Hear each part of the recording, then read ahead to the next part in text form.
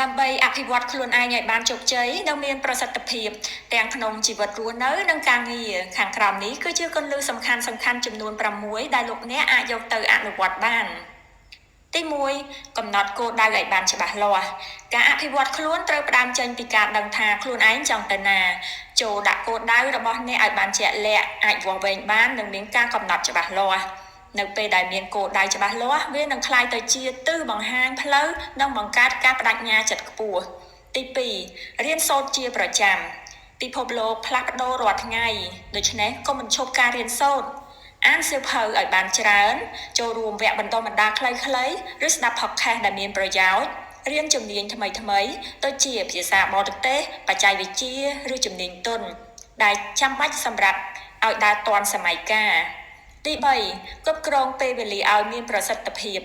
ពេលវេលាជាទ្រព្យសម្បត្តិដែលមានតម្លៃបំផុតចូលរៀបចំកាលវិភាគប្រចាំថ្ងៃនិងបែងចែកអតិភិបការងារអ្វីដែលត្រូវធ្វើមុននិងអ្វីដែលត្រូវធ្វើក្រោយកាត់បន្ថយការចំណាយពេលវេលារឿងអត់ប្រយោជន៍និងជៀសវាងទម្លាប់ពន្យាពេល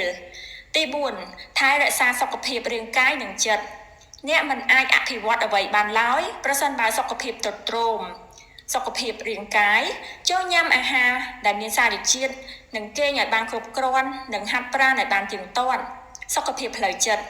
រៀនគ្រប់គ្រង stress ធ្វើសមាធិនិងបង្កើតថាមពលវិជ្ជមានសម្រាប់ខ្លួនឯងទី5បង្កើតទំនាក់ទំនងល្អ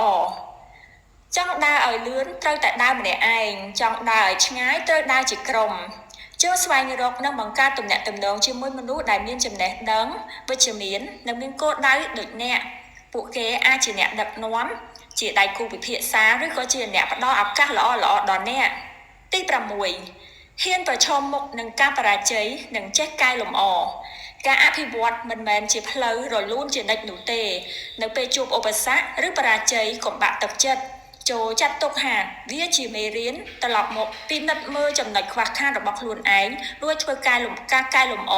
និងព្យាយាមម្ដងទៀតនៅពេលក្រោយហើយធ្វើវាដោយឆ្លៀសវៃជាងមុនសូមអរគុណសម្រាប់ការទស្សនាវីដេអូមួយនេះ